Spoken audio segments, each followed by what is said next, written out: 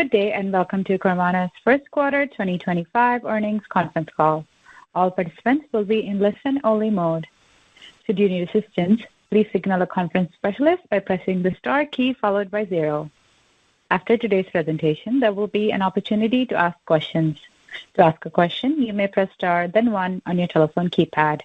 To withdraw your question, please press star, then 2.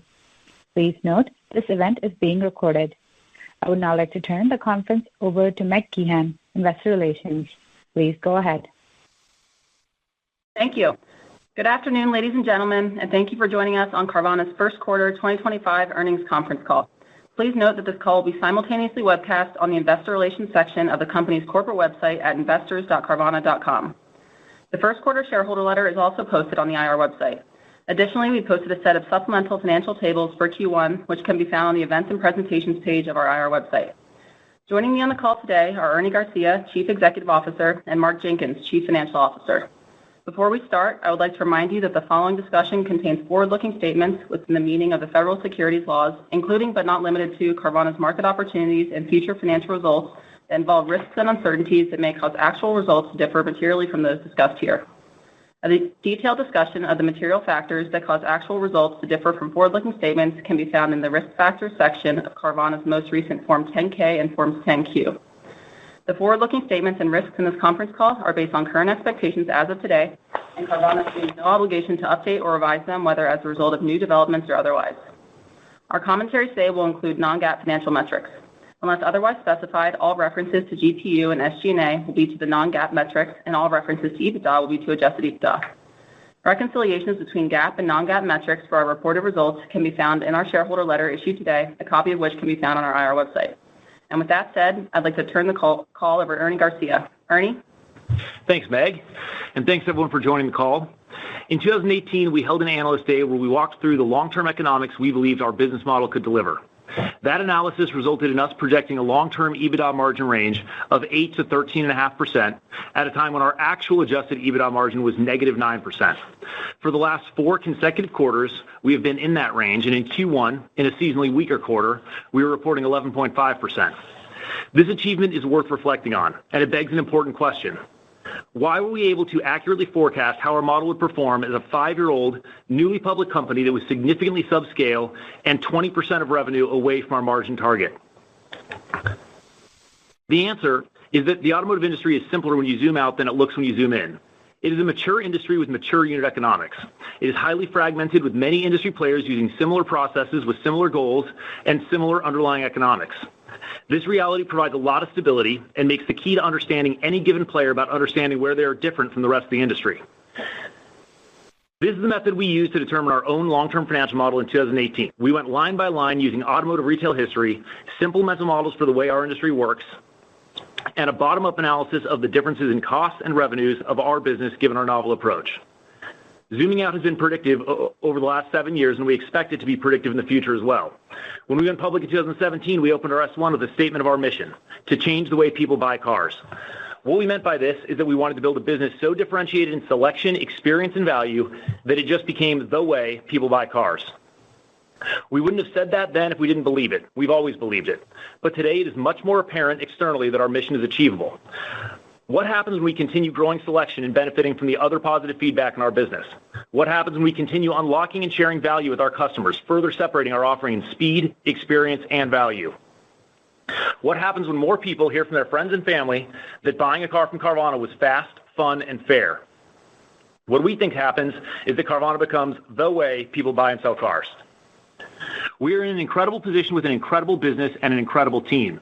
In order to continue our rapid march toward fulfilling this mission, we are setting our next objective: to grow to 3 million annual retail sales with 13.5% adjusted EBITDA margins in the next 5 to 10 years. Given the position we're in and the fundamental gains we see in front of us, the path to that goal, which we currently view as both very exciting and very achievable, is that we continue marching straight to 13.5% EBITDA margin and rapidly grow to 3 million units while sharing significant additional value with our customers along the way. While we believe this is a likely path, we are too young a company that is too early in taking advantage of our opportunity, and 5 to 10 years is too long of a time to not have flexibility available to us. Accordingly, it is important to communicate our priorities. Over the next 5 to 10 years, we plan to prioritize growth over margin within reasonable margin ranges and plan to manage the speed of our growth to ensure we continue to deliver exceptional customer experiences and that we maintain high-quality, efficient operations. There are 40 million used cars sold every year in the U.S. There are an additional 16 million new cars sold every year. Adding this up and using last quarter's unit sales annualized, we are still just about 1% of this market. It's very early in the Carvana story, and we are firmly on the path to becoming the way people buy and sell cars. Mark? Thank you, Ernie, and thank you all for joining us today. Our first quarter results were outstanding and driven by our team's ability to achieve further fundamental gains and operating efficiencies while also delivering significant year-over-year growth. For the fifth consecutive quarter, we earned positive net income, and we set new records for retail units sold, revenue, adjusted EBITDA, GAAP operating income, and GAAP operating margin. Unless otherwise noted, all further comparisons will be on a year-over-year basis. Retail units sold totaled 133,898 in Q1, an increase of 46% and a new company record. Revenue was $4.232 billion, an increase of 38% and also a new company record. Consistent with past quarters, our growth in the first quarter was driven by our 3 long-term drivers of growth: a continuously improving customer offering, increasing awareness, understanding, and trust, and increasing inventory selection and other benefits of scale. We believe as we continue on our path of profitable growth, each driver will improve, creating more positive feedback in our model. Our strong profitability results in Q1 were again driven by sustained and fundamental improvements in GPU and operations expenses, as well as levering our overhead expenses. Non-GAAP retail GPU was $33.08, an increase of $97. Year-over-year changes were primarily driven by reductions in reconditioning and inbound transport costs and lower retail depreciation rates, partially offset by lower spreads between wholesale and retail market prices. Non-GAAP wholesale GPU was $964, a decrease of $189. Year-over-year changes were primarily driven by faster growth in retail units than wholesale vehicle and wholesale marketplace units and higher wholesale vehicle depreciation rates. Non-GAAP other GPU was $2868, an increase of $430. Year-over-year changes in other GPU were primarily driven by higher spreads between origination interest rates and funding costs, as well as a higher attachment rate on vehicle service contracts. Non-GAAP SG&A expense was $468 million, an increase of 20%. Q1 was another strong quarter for demonstrating the power of our model to lever SG&A expenses. Our 46% growth in retail units sold led to a $750 reduction in non-GAAP SG&A expense per retail unit sold. The Carvana operations portion of SG&A expense totaled $1,658 per retail unit sold, a decrease of $192, driven by our operational efficiency initiatives. The overhead portion of SG&A expense totaled $160 million, an increase of $9 million, and a decrease of $449 on a per retail unit basis. We continue to see opportunities for significant improvement in per unit SG&A expenses over time and as we scale, driven by both continued efficiency and in operational expenses, as well as leverage in the fixed components of our cost structure. Adjusted EBITDA was $488 million in Q1, an increase of $253 million and a new company record. Adjusted EBITDA margin was 11.5% in Q1, a 3.8 percentage point increase. Our adjusted EBITDA margin of 11.5% was industry leading and is well within our long-term financial model EBITDA margin range of 8 to 13.5%. Our adjusted EBITDA is very high quality compared to many rapidly growing companies due to our relatively low non-cash expenses. We converted approximately 80% of adjusted EBITDA into $394 million of GAAP operating income and a 9.3% GAAP operating margin in Q1, leading the public auto retail industry. As previously noted, we currently carry many expenses that support retail unit sales capacity of over 1 million units and expect our GAAP operating income to grow faster than adjusted EBITDA over time. Q1 was a record quarter that again demonstrated the significant power of our business model.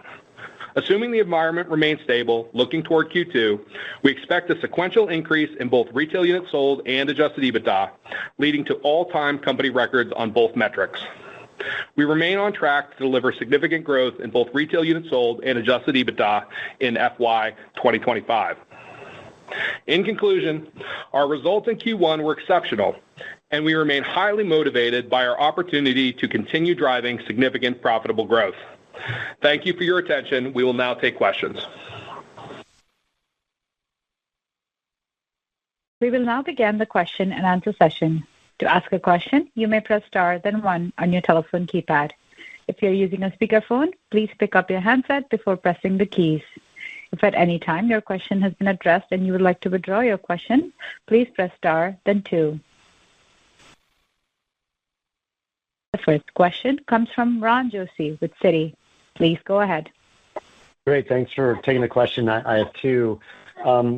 Ernie, I wanted to, in the letter, we talked about a lot of things in the letter, but specifically you talked about very clear visibility to continued financial performance. And I wanted just to, the first part of this question is talk to us a little bit about macro, about how tariffs fit in very short term, I know, and I know you just gave long-term guidance, but wanted to hear your thoughts on the here and now and how things are going, how you're thinking about the impact. And then the second question is more on pricing and on GPUs. And just wondering, when you're managing the business, and do you manage the business between retail GPUs and total GPUs, meaning that as you can benefit from improving retail GPUs, does that go into lower pricing, maybe impacting the retail GPU, but yet financing GPUs are better?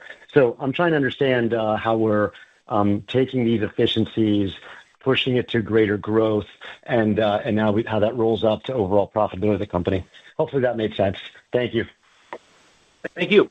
Okay, I'll try to be quick on the first one because I don't know that we have as much interesting stuff to say as others might. But I think as it relates to tariffs, I think we've heard reasonable arguments that I think are directionally correct. That if tariffs drive up car prices, all else constant, that's bad. And I think we've heard reasonable arguments that it would be more likely they would drive up new car prices by more than used car prices. And so it may be a directional benefit to used cars, and it may be a benefit to business models that are able to offer value to consumers, which is a business model that we think we fit in that box.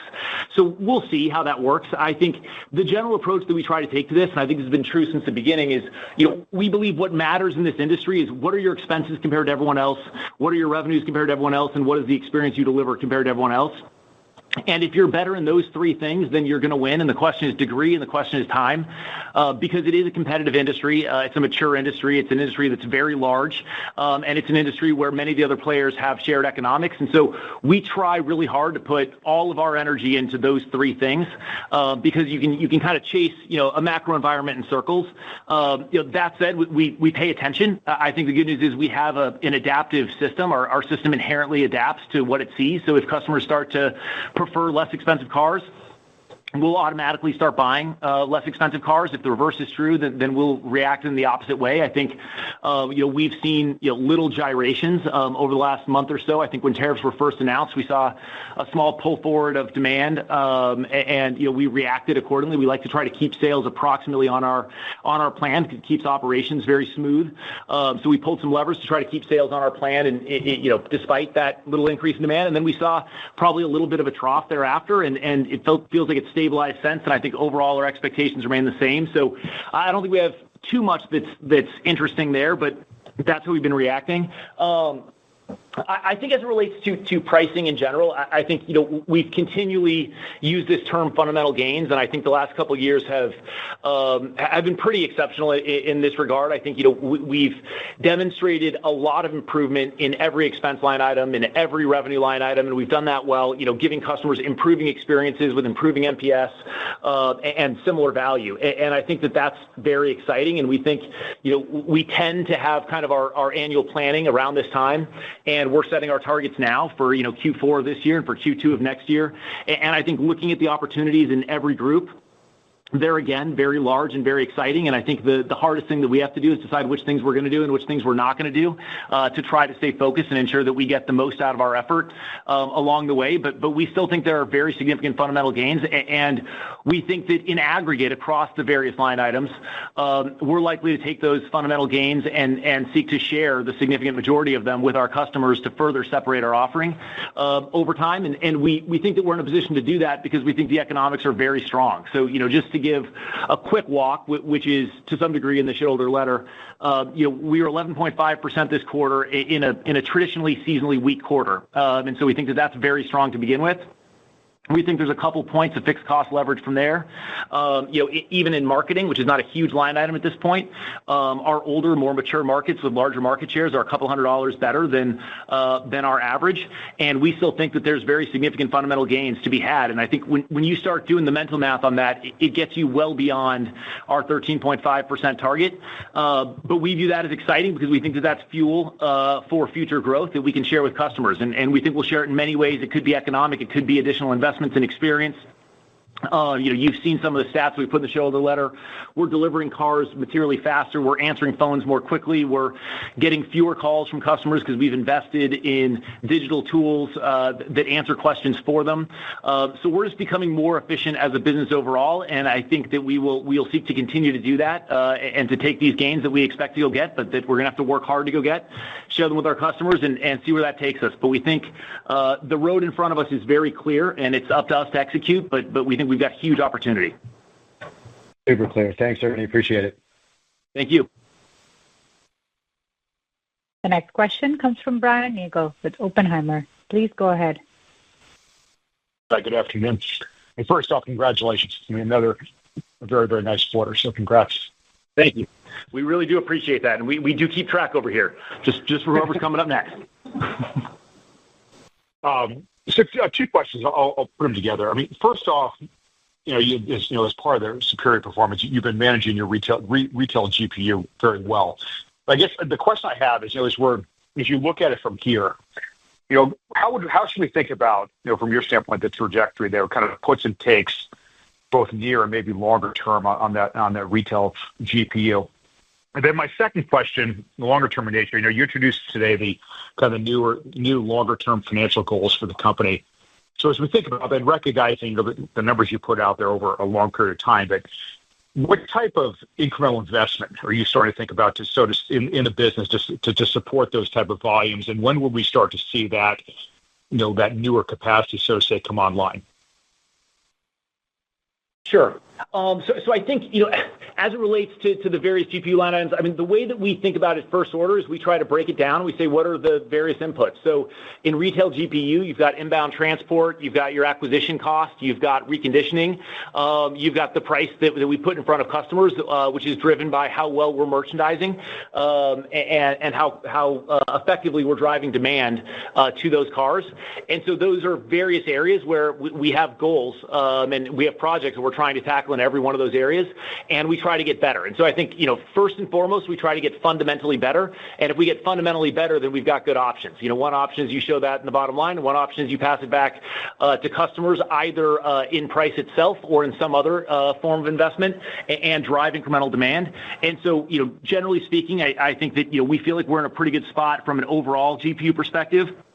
And it's driving us to this place where, the EBITDA economic walk that we did a moment ago, gets you to very, very exciting places. So I think we're going to be managing kind of, across the economics of the business to try to make sure that we're in a great overall margin spot. And we're going to try to get better in every subline of every revenue line item and every expense line item. And we think we have visibility to do that, and we'll seek to continue doing that. I think as it relates to investments to keep going from here, I think, we are in a pretty unique and exciting position. We acquired ADESA, several years back now, and through that acquisition, we got access to a lot of real estate. We've been methodically opening up our mega sites, which support both auction capabilities and reconditioning capabilities. And then we also have underutilized inspection centers ourselves. So I think we're positioned very well to kind of grow into that infrastructure. I think, of course, along the way, there will be investments. Mark's given some CapEx guidance for this year. I'm sure over time we'll continue to provide that. But I think relative to most companies with this kind of opportunity, I think there's a lot of kind of pre-purchased infrastructure that we get the benefit of growing into. So I think we're in a great spot there, and we're excited about it, and we'll work hard to unlock it. Thanks, Ernie. Appreciate all the color. Thank you. The next question comes from Rajat Gupta with JP Morgan. Please go ahead. Great. Thanks for taking the question.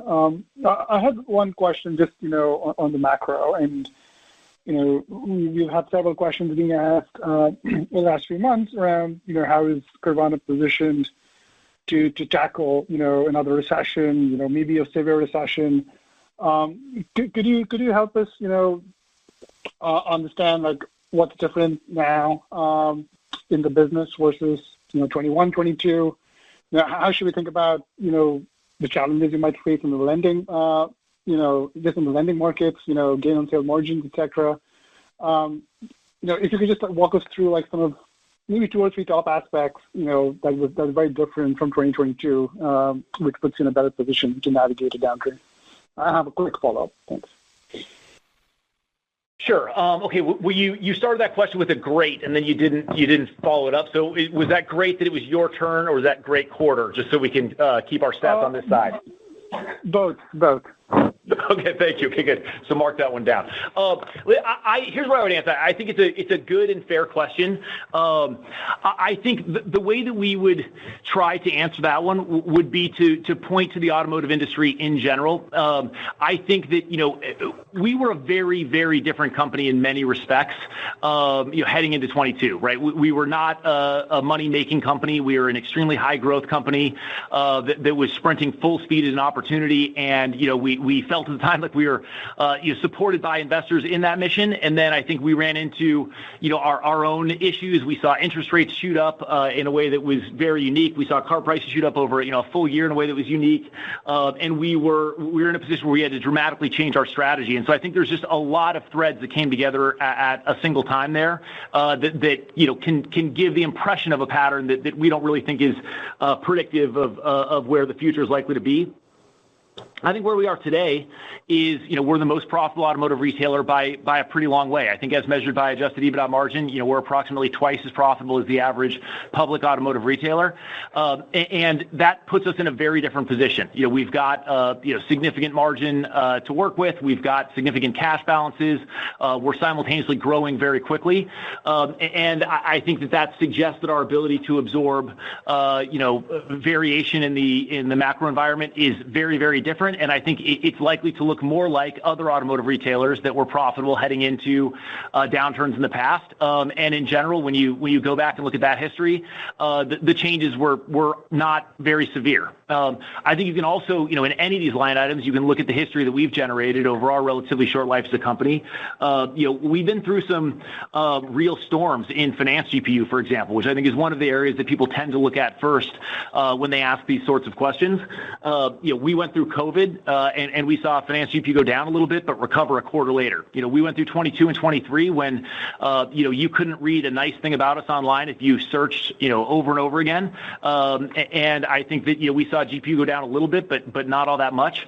Generally speaking, we are in a competitive market. Everyone else sees the same things that we see. If consumer credit gets worse, that gets priced in. If interest rates go up, that gets priced in. If, car prices go up or down, that generally gets priced in.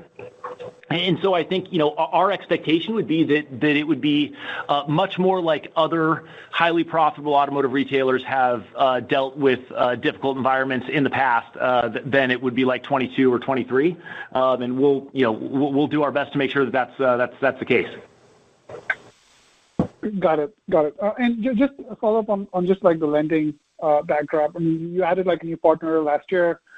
I'm curious where you are in discussions, potentially adding more partners. Do you see yourself having more partners or additional partners this year?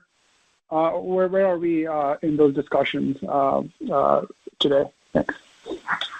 Yeah, sure. I think we're stronger than we've ever been by a long way. I think our securitization program is stronger than it's ever been. I think we have more support in the residual sale portion of that, which is kind of more of the almost whole loan risk taking portion of those securitizations. We've got more buyers that are kind of recurring buyers than we've ever had.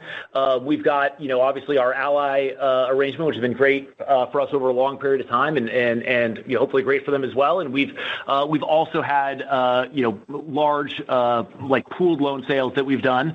We added another large pool buyer this quarter, and I think in general we feel like we're in a really strong position there. We generate very high quality assets that have predictable cash flows and high yields relative to a lot of other assets that are available in the market. And so in general, I would say that feels as good as it's ever felt, and I think that's reflected in the results that you see this quarter. We had exceptional finance GPU this quarter, and in general, it's been an improving trend over the last year and a half plus. So I think that's reflective of those trends. Understood. Great. Thanks for all the color and good luck. Thank you. Appreciate it. The next question comes from Chris Bottiglieri with BNP Paribas. Please go ahead. Hey, thanks for taking the questions. First one, I'm not sure if I heard you correctly, but it sounded like you recast the TAM to be 40 million used plus new, and now you're 1% of that TAM. So just in context of acquiring that, that small dealership that you bought in the franchise space, just currently want to hear how you're thinking about the new vehicle opportunity. Sure. Well, so we bought that dealership. I think that begs a series of intriguing questions, but it's also very early. I think we're just in the process now of experimenting and learning, and so I think it's a bit early to share much more than that. But stay tuned. Okay, that's fair. And then I was hoping to dig in on the ramp. Like you provided some interesting context in the shareholder letter. Like you can get to 3 million in 5 years versus 10, and what that implies for like the weekly production capacity. I mean, to do it in 5, you'd have to almost probably start that this year or this coming year to do that. But I guess what are the steps you do differently to hit it in 5 years versus 10? Like how does that change your capacity needs? It's the same facilities, but I guess what do you do differently to do it in 5 versus 10? Is it more demand based, or is it more like how you approach investment and scale it up more quickly? Sure. Well, I think you referenced some data that we put in the letter that hopefully was helpful. But I think over the last 12 months we've been simultaneously growing sales quite a bit and growing inventory. That means that we've been growing production pretty quickly. And so if you break that down, to what have we been doing weekly, it means that over the last 12 months we've averaged increasing our production by about 80 units per week, and we've done that very consistently over that period of time. It's been a tremendous undertaking by the team. I think they've done an unbelievable job, but I think it also bodes very well for our future, because that is kind of like the real fundamental operating unit that underlies growing at least production, which is our most complex and difficult to scale operational component of our business. And so if you look at that pace, we really don't have to increase it by very much. We estimate that we'd have to increase it to about 90 units per week over a 10-year period to hit 3 million sales. And so that feels very achievable. And we'd need to be at about 180 units per week to hit 3 million sales in 5 years, which sounds a bit further away. But I think it's also important to note that, over the last year, we had on average about 23 locations that we were producing cars out of. And we expect over time to have about 60 locations that we're producing cars out of. And, production growth happens at a facility level and requires organization and leadership and hiring at all those levels. But it's something that is made easier certainly by adding more facilities. So we think that operationally it's very achievable. It's going to be a lot of work, and there are other parts of the kind of operational chain that we've got to make sure we expand as well. But it's the kind of work that we think that we can do, and it's a scale of that work that we believe we have we've achieved in the past, or at least have been close to in the past. And so I think that's pretty exciting. And so I think, our goal is going to be to go unlock that as quickly as we can, subject to delivering great customer experiences with highly efficient operations, to go get fundamental gains and share those with our customers and have that drive demand. I think, generally speaking, if you look at the sum total of our life, we've had an offering that has been pretty consistent over time, and that very consistent offering has driven a lot of demand growth over an extended period of time. And we think looking forward, we're going to benefit from that same offering, and we plan to make it better as we unlock additional fundamental gains. And so we think that should provide an ample amount of demand to get us to that level. Because again, 3 million units is a big number, but it's relative to the used market of 40 million units. It's 7.5% in kind of other retail verticals. It is not abnormal in the least to have a player have at least that market share, and generally significantly larger. And we think with a business model that's twice as profitable as the average of the other public automotive retailers and growing at 46%, we absolutely have that ability, and so we're going to go chase it down. Gotcha. Good. Thanks, Ernie. Appreciate it. Thank you. The next question comes from Sharon Zackfia with William Blair. Please go ahead. Hi. I feel a lot of pressure to say congratulations, so I will do so because I know you're keeping track. That felt forced. We're still going to count it. It felt a little forced. It's a long day. It's long out here. So I guess I wanted to kind of drill back into the idea of reinvesting the gains with your customers in the future. I want to level set that means future gains, and we're not expecting kind of a retrenchment in GPU anytime soon because I'm getting pinged on that. So just if you could clarify that. And then secondarily, as you think about reinvesting kind of further gains with the consumer, how are you prioritizing where to reinvest that? I mean, are there certain areas where there's just a really quick ROI that will catalyze, conversion or catalyze traffic? Are there areas where you have like certain return thresholds that you're thinking about when you're thinking about this reinvestment? I think it's just a whole construct, and I'd love to know what I think you said reasonable margin ranges. So I need you to define reasonable for me, Ernie. Oh, we're not going to do that. But okay, so let's start with the first question. So I think we put in the letter and said early in the call that we'll prioritize growth over margin within reasonable ranges. And so I think that does then beg this very reasonable question of like, okay, our margins going backwards, is that the plan? And so just to be crystal clear, we think 5 to 10 years is a long time, and it's important when you're a company that's 1% of the market to have flexibility. But we're on a very good path right now, and we are not creating this long-term plan with kind of reasonable flexibility built into it to set ourselves up for an imminent reduction in margin. That is not our plan. We feel like we're on a very good path and are extremely excited by that. I think our plan going forward is to continue to unlock fundamental gains, and we think those fundamental gains are still significant. Year over year, if you just look at the change in our EBITDA margin, that was about another $1,000, give or take, per unit of value that we unlocked. That if you can unlock that much that fast, there is likely more left. And we anticipate and will seek to go get more of that. And then we think that we will share that with customers. And I think when we share it with customers, there's a number of ways you can do it. Our goal is a simpler, faster, more fun way to buy a car where we offer more value. And I think when you talk about margins going backwards, I think everyone's head goes first to the value side, and they imagine lowering prices, lowering rates, increasing bids on cars we buy from customers. All of that is certainly possible and on the table, and I think we will look to share value with our customers in the most intelligent ways we can over time. But I think that simple, faster, and fun are also areas that are worthy of investment. And so that's the kind of areas that I think that we've invested in over the last year or two that are driving NPS to near 3-year highs, and and leading to the statistics that we put in the letter and we discussed earlier. Generally speaking, I think if you make investments in customer offering, it is usually more work and it is harder, and you're not only kind of you're generally investing focus, I would say, more so than dollars. And I think in the best case scenario, we'll seek to invest as much focus as we can to keep making the experience even better, because we think that really matters. And oftentimes that's more efficient than dollars.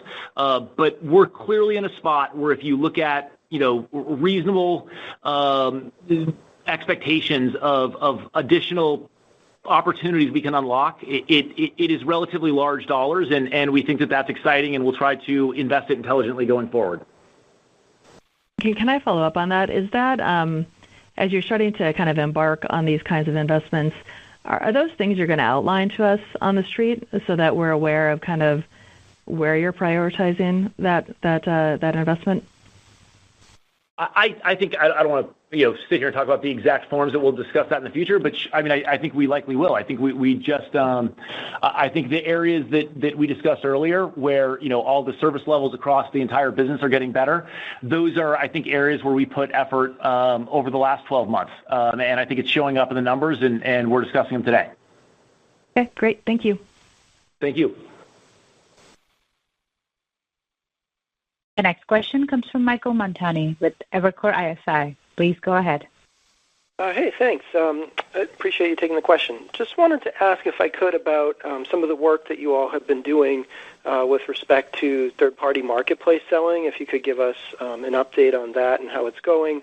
And then also, if there's anything that we should be keeping in mind as we build out models and so forth with respect to, the potential for ancillary revenue streams, whether it's third-party logistics or reconditioning. So that was the question I had. Sure, I can hit both of those. So, I think the, offerings that we've been developing related to, either wholesale or retail or marketplace, I think are going well. I think we've talked a bit before about some of the fundamental opportunities we see to create a better offering for commercial sellers that gives them options to, send a car to Carvana and, either wholesale it through a physical auction at ADESA, wholesale it through our new digital auction offering that, has been expanding this year at ADESA Clear, or to sell it via our retail marketplace offering. And so, that's something, where we see, real fundamental gains in the time it takes to get a car from a commercial seller into the hands of the ultimate customer, and also an opportunity to cut out costs out of the system in doing that same thing. I'd say we're, incredibly early in, that story and thinking about what that can ultimately be. But I do think it's a place in the industry where we see real fundamental opportunity for a faster and lower cost offering that makes everybody better. And so I do think it's something that we're, excited about, but it's very, very early days, and really, thinking about what that can ultimately be. In terms of your question about, what should I put into the model on ancillary revenue streams, and you mentioned a couple, around, third-party reconditioning or logistics services. I think certainly we see opportunities in those areas. Those areas are not a near-term focus. I think our near-term focus is, starting from where we are today as, roughly 1% player in this industry, and really, continuing to grow the key offering of, selling cars to more and more customers. And I think that's really where our focus is going to be. And, I think there are ancillary opportunities like the ones that you pointed to, but they're not a near-term focus. Thank you.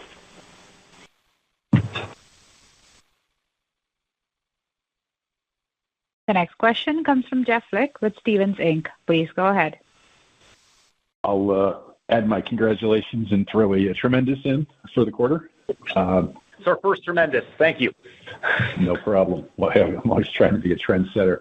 A question from Mark, and then Mark, I was wondering if you could just something in the data this quarter that surprised you, and then for Ernie, we're really only call it 4 years into COVID, past COVID, where you mentioned recurring customers.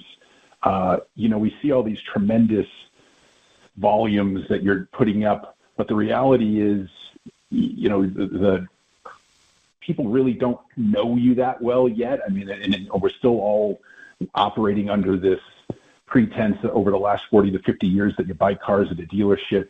And so it still feels like you're very early in the adoption. And I'd be curious to know how you think about that and things that you're looking at in the data that says, hey, well, maybe we're, whether we are, where we are in the adoption curve. Sure. Yeah, so on the thing this quarter that surprised me the most, I have to say the aftermarket reaction initially to our earnings release today was probably the biggest surprise. I mean, we think we had an unbelievable quarter, set records across almost every key metric. I think the numbers that we're putting up here with 46% retail unit sales growth in a roughly flat, industry. I think leading the industry on adjusted EBITDA margin by nearly 2x. While growing at that 46% year-over-year growth rate, having very strong conversion of adjusted EBITDA to GAAP operating income. So I think making us look, very favorable on that metric compared to many high-growth technology companies. I think we're just really excited about all these metrics. We think Q1 was an incredible quarter. We're expecting, sequential growth in retail units sold and adjusted EBITDA in Q2 as well. And so we're excited about that. And so, I just think the way we feel like we're positioned right now, the numbers that we're putting up, the way we're executing, I think we're very, very excited about. So was certainly surprised to see that first few minutes reaction to our earnings print. Well, if you ask me that question, I have another answer after what we just heard. But then to your second question, I think and I hope that you're right, and I think that there's a lot of evidence that you're right. I think, one of the many ways that we try to get customer feedback is every couple of weeks we have, customer calls where we'll just call, 2 customers, give or take 3 customers for half an hour and just talk through their entire experience. And we try to, pair it where it's different kind of customers. Maybe, one week it's customers that bought an EV, and one week it's customers that are repeat purchasers or customers that didn't have a perfect experience or whatever it is. And something that I would say is you learn a lot in those conversations because you're talking live with a person who made a choice to buy a $20,000 thing on a website. And you definitely hear the stories of, my friend or neighbor told me that it was great, and so I went and did it. And you also definitely hear stories that are, more like, and I would say we hear more of these stories that are more like, well, I was searching online. I had kind of, seen your logo before and knew that it was a thing. The car looks good, the price looks good. And, I kind of searched around and I saw a picture of a vending machine, and that seemed like it was real. So I figured you guys were a real company, and I decided to go for it. And to me, that's a bit of a bummer from like a brand building perspective, but I think it's incredibly exciting from an opportunity perspective, because I do think that, if we want to become the way that people buy cars, the way that you do that is it no longer is a friend of a friend that heard that Carvana is a pretty great way to buy a car. It's 3 or 4 friends and, a neighbor and a family member who say, just go to Carvana. It's easy. Like, why would you do anything else? And I think, because this market is so big and people buy cars, once every 5 or 6 years, I think it takes time to build the kind of brand that we want to build. But the most important input is deliver great experiences to customers one at a time and give them an offering that's truly differentiated. And we think that we're doing that. So I think that it is still early, and we're excited. And I think that, one of the frameworks that we try to use to evaluate that question is, there's always kind of like the awareness question, which is, you can always hit people up on surveys and try to get a sense of what is awareness.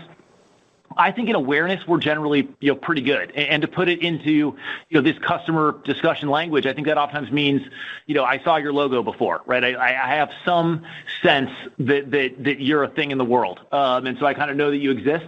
And then there's understanding, do they really know that we've got a broad selection? Do they really know that the purchase experience is very simple? Do they really know that they can get financing in minutes? That they can get a value for their car and attach the trade and have it delivered to their door? Do they really know that they have a 7-day return policy? And I think that understanding is where I think, we tend to have lower levels of understanding. I think that's a real opportunity for us. And then I think the last thing is, when you click buy, it comes down to trust. do you believe that you're going to get a high quality car? And if there's something wrong with it, you'll really be able to return it. And to me, that's friends and family and neighbors. And all that points in the same direction. It says we just got to keep delivering great experiences.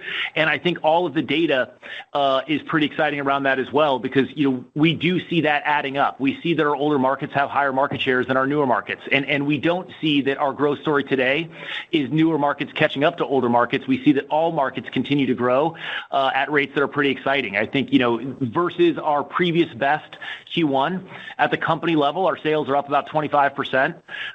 If you look at our, two of our larger markets where we've historically had very large market shares, Atlanta and Phoenix, in both those markets, they're up about 25% versus their previous first quarter high.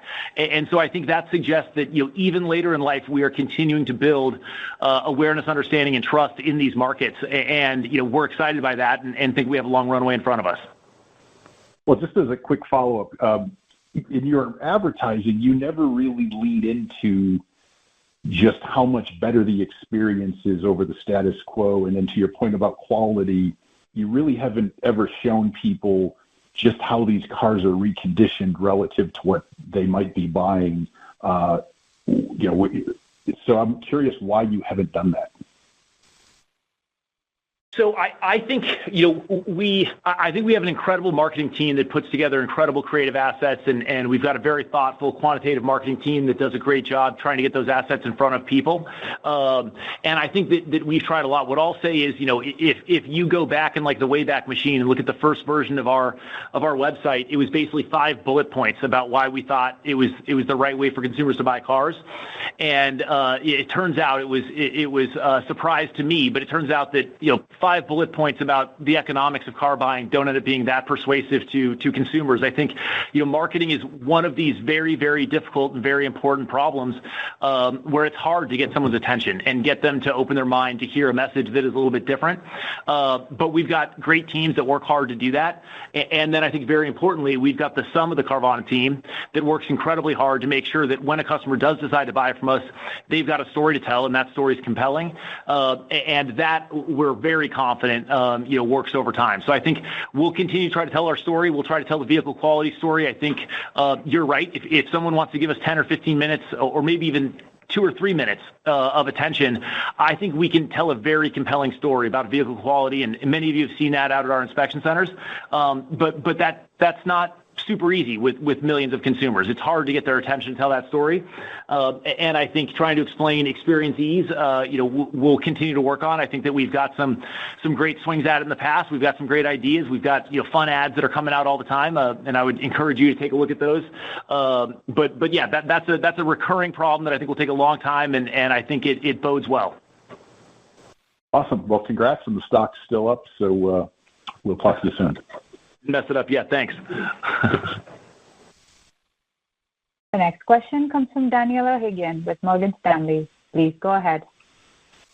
Hi, Ernie and team. Thanks for taking the question. On the financing side, I appreciate your comments on the additional whole loan buyers added to the platform. In that vein, can you comment on gain on sale? It looks like it increased sequentially to over 11% of receivables sold this quarter. Impressive considering the market backdrop. Can you speak to your various loan monetization channels, profitability across each? What's driving the higher gain? Sure. So I can talk about that. I mean, other GPU is one of the places, and this would include finance GPU, where we're really focused on continuing to make fundamental gains. And I think those fundamental gains take a couple of different forms. One is just, improving the platform itself. So, that's continuing to make improvements to our credit scoring and pricing and underwriting and, using more and more data and continuing to optimize and just get smarter and smarter on the lending side of the platform. In addition, fundamental gains means, doing things to lower our cost of funds. And I think that can be, things like bringing new buyers to the platform, for example. And so I think that can have a positive impact. I think we've made lots of gains in both of those areas, and still see meaningful opportunities for further fundamental gains in both of those areas. And so that's certainly a place where we will be looking to continue to make further fundamental gains.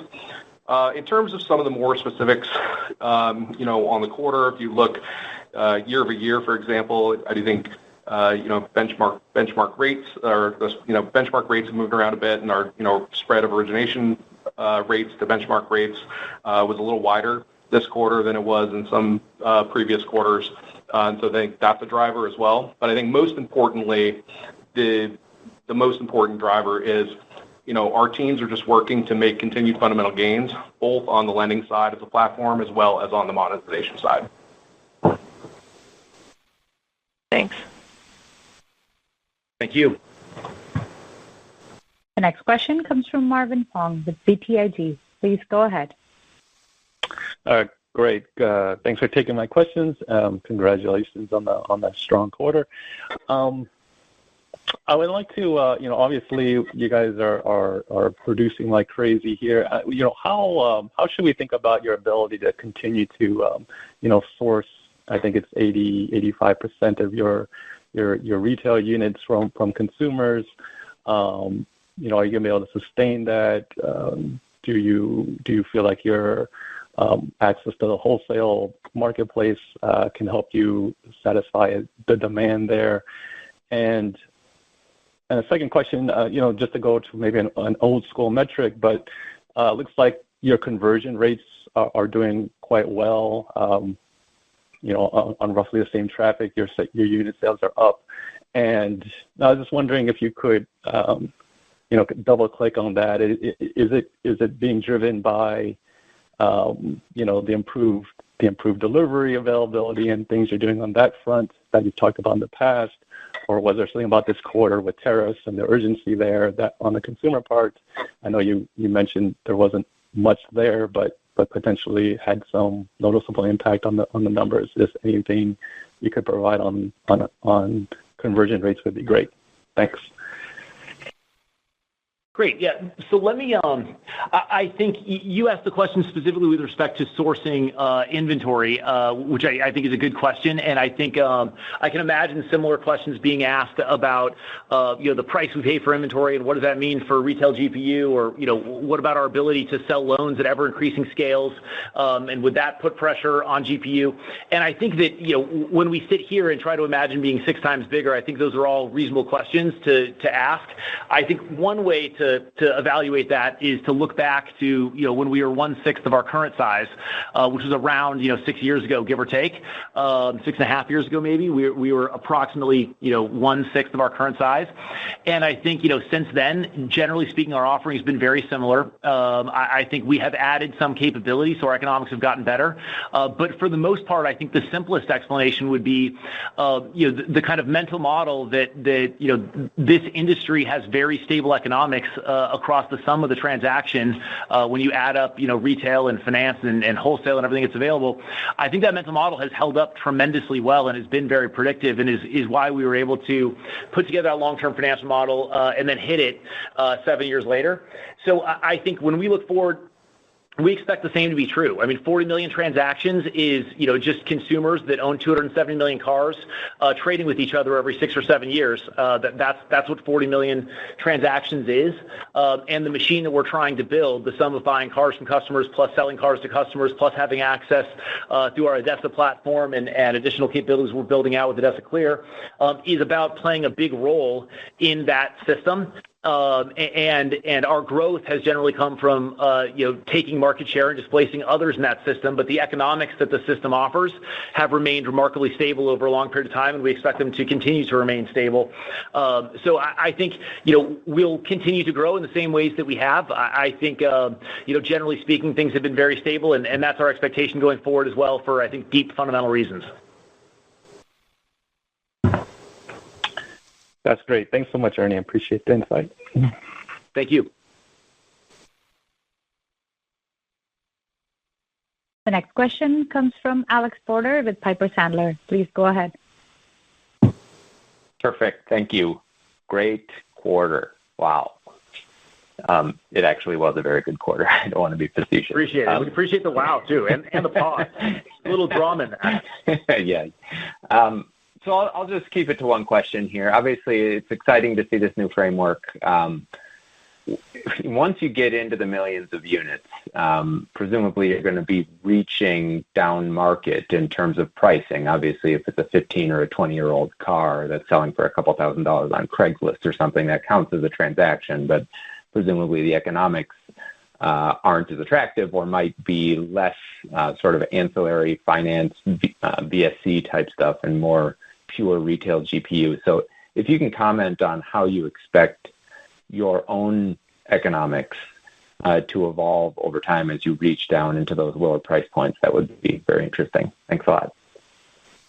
Yeah, sure. Well, what I would say is I think we don't necessarily expect to need to evolve all that much in terms of the distribution of cars that we're selling. I think that that's an opportunity for us, but it's not obvious that it's a need. I think if you look at used cars sold in the U.S., the significant majority are less than 10 years old, which is a subset of cars that we're selling today. I think it's something on the order of 85%, give or take, but that number might not be exactly right, of cars sold are less than 10 years. And so today, if you go to our website, we're selling cars across that spectrum. I think you can break, those sales in other ways as well. Franchise dealers generally have about a third of the 40 million transactions. Let's call that kind of 14. Independent dealers generally have around a third, give or take, and then private party has around a third. And I think those numbers from different sources can vary a little bit, but you're talking about millions and millions of transactions in all of those buckets. So I think we're currently reasonably broad, but I think there is room for us to go both up market, where I think we have a decent amount of opportunity, and I think a little bit down market. And I think this market is just very, very big, and the opportunity is significant. So I think as we head from here to 3 million, it's not obvious that our average sale needs to move all that much. We think that what we're selling today is likely to be pretty reflective of what we'll be selling at that point. Super helpful. Thanks a lot, guys. Thank you. The next question comes from Michael McGovern with Bank of America. Please go ahead. Hey, guys. Thanks for taking my question. I have two. First, do you expect any impact from the auto part tariffs on your reconditioning costs or on retail GPU? And then second, I guess more broadly, do you still expect similar seasonality this year in retail GPU to what we've seen in the past, where you might have Q4 and then Q1 be a little bit lower and then have some normal seasonal uplift in Q2? Thank you. Okay, let me start with the second one of those questions. So I think, the seasonal pattern in retail GPU, typically we think of, Q4 and Q1 being the lower quarters of the year, and Q2 and Q3 being the higher quarters of the year. And I think that's a reasonable expectation for, this year, based on what we're seeing as well. So, that's sort of the normal seasonal pattern, and no reason to, think that this year would be any different on that front at this time. I think on your question about, tariffs and parts impacting recon costs, I think we'll see. I think we'll see exactly how these tariffs end up playing out. But I think beyond taking a wait and see approach, I think we're not making any particular prediction about that at this point. And the one thing that I would add there is I think the mental model that has been reasonably predictive is that we're in a competitive market with others that share similar costs to us.